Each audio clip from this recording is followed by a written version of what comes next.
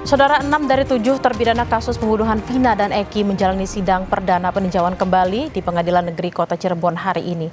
Pihak kuasa hukum menyatakan telah menyiapkan sejumlah novum atau bukti baru. Kuasa hukum terpidana kasus Vina, Otto Hasibuan, menyebut sidang PK hari ini akan dijalani 6 terpidana terlebih dahulu, sementara 1 terpidana lainnya yakni Sudirman baru akan menjalani sidang PK pada 25 September mendatang. Namun pihaknya akan meminta kepada hakim untuk menyatukan persidangan agar lebih efisien. Untuk sidang hari ini, pihak kuasa hukum terpidana telah menyiapkan novum atau bukti baru guna meyakinkan hakim jika 7 terpidana ini tidak bersalah dalam kasus Vina Cirebon.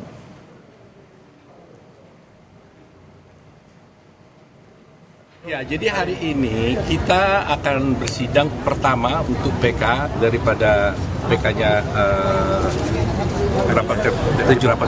tujuh terpidana. Sedangkan Sudirman itu sidangnya akan berbeda, ya. Itu tanggal 25 dia dapat panggilan. Tetapi kita akan berencana nanti untuk coba meminta kepada majelis, siapa tahu bisa mungkin disatukan perkara itu.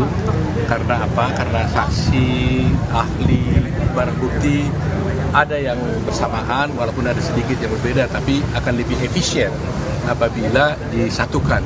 Memori PPH kita ini poinnya itu banyak sekali, tapi yang utama adalah ada beberapa novum, ya.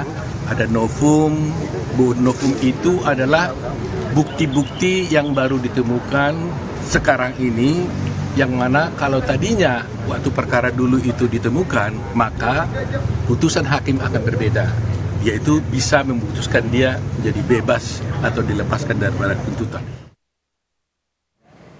Sebelumnya, saudara, mantan terpidana kasus Vina Cirebon, Saka Tatal, sudah lebih dahulu menjalani sidang peninjauan kembali pada 24 Juli hingga 1 Agustus lalu.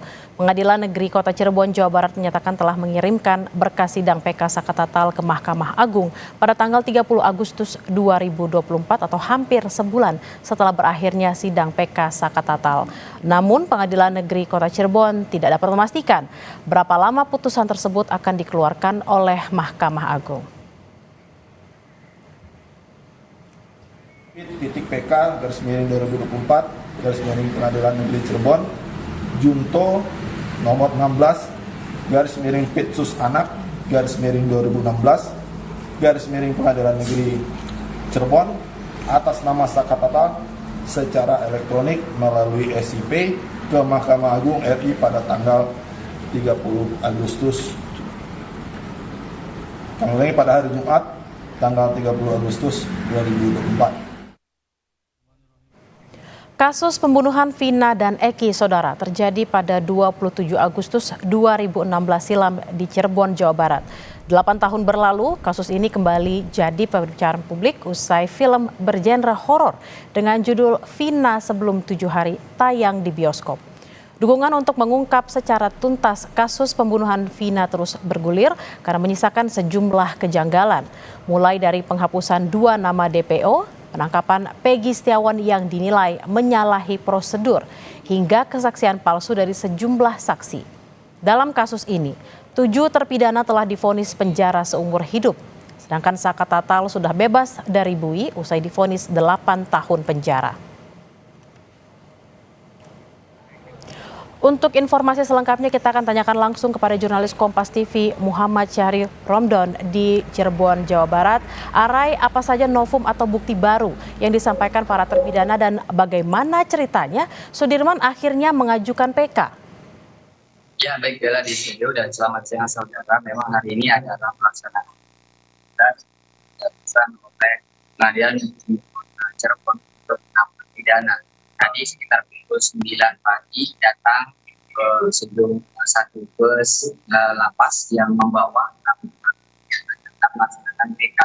6 orang terpidana tersebut antara lain Hadi Saputra, Eko Ramadhani, Eka Sandi, Jaya Supriyanto, dan juga Rivaldi Aditya Wardana. Setelah datang di Pengadilan Negeri Kota Cirebon, kemudian mereka berada atau ditempatkan sementara di ruang tunggu Pengadilan Negeri Kota Cirebon, di ruang tahanan tunggu Kota Cirebon, dan juga didampingi sejumlah pengamanan dari tim lapas.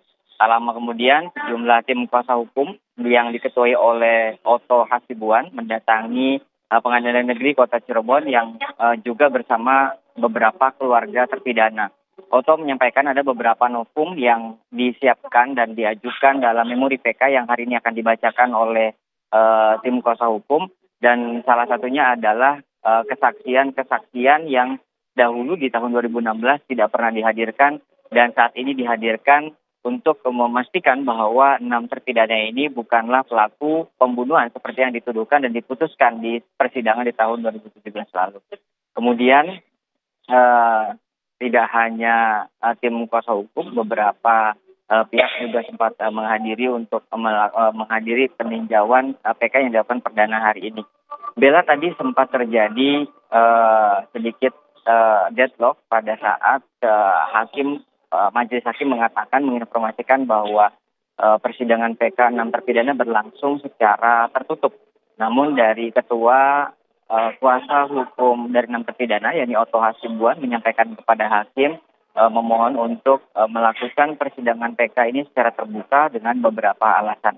Bila melihat dari pernyataan hakim, sebelumnya hakim mengatakan bahwa ada pasal tentang asusila yang membuat hakim menganggap bahwa ini persidangan tertutup. Namun dari kuasa hukum terpidana Jutek Bongso yang menyampaikan konferensi pers tadi menyampaikan bahwa tidak ada alasan yang konkret karena pada persidangan di tahun 2017 itu diputuskan pasal 340 yakni pembunuhan berencana, dan tidak ada pasal asusila yang diputuskan di tahun itu. Dan juga mengingat di tahun 2016 menurut Jutek Bongso itu dilakukan atau persidangan dilakukan secara terbuka.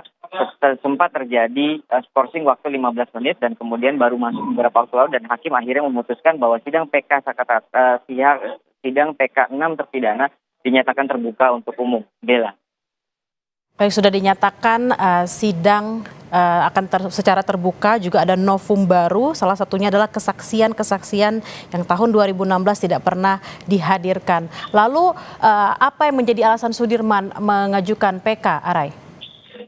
6 terpidana ini memang sudah lebih awal mengajukan peninjauan kembali ke Pengadilan Negeri Kota Cirebon, mengingat mereka lebih dulu dipulangkan dari tiga lapas di Bandung, yakni lapas Jelekong, Banjai, dan juga Rutan Bandung. Kemudian tiba di lapas Kesambi Kota Cirebon dan dapat dihadirkan untuk menghadiri PK ini. Sementara Sudirman sebelumnya mendapatkan kuasa hukum yang selain dari Pradi, sehingga akhirnya Sudirman sendirian yang terlambat untuk mengajukan PK. Nah, kemudian pihak keluarga dan juga utamanya dari kakak Sudirman terus meminta kepada tim kuasa hukumnya untuk agar Sudirman dapat mengajukan PK, dan akhirnya beberapa minggu yang lalu Sudirman mengajukan PK dan diterima oleh Pengadilan Negeri Kota Cirebon dan dijadwalkan akan mulai melakukan persidangan pada sekitar tanggal 24 atau 25 September nanti. Meskipun demikian, tim kuasa hukum dari 6 terpidana juga terus meminta kepada majelis hakim agar menggabungkan Sudirman ke dalam sidang PK 6 terpidana ini, mengingat hampir keseluruhan saksi dan juga ahli itu sama, dan tentunya Sudirman merupakan satu rangkaian dalam satu berkas yang telah diputuskan di tahun 2017 lalu bersama para terpidana yang saat ini sudah melaksanakan PK sidang perdananya. Tentu keputusan majelis hakim apakah akan menggabungkan Sudirman ke dalam PK 7 terpidana ini atau tetap memisahkan, kami masih tetap menunggu dari penjelasan majelis hakim.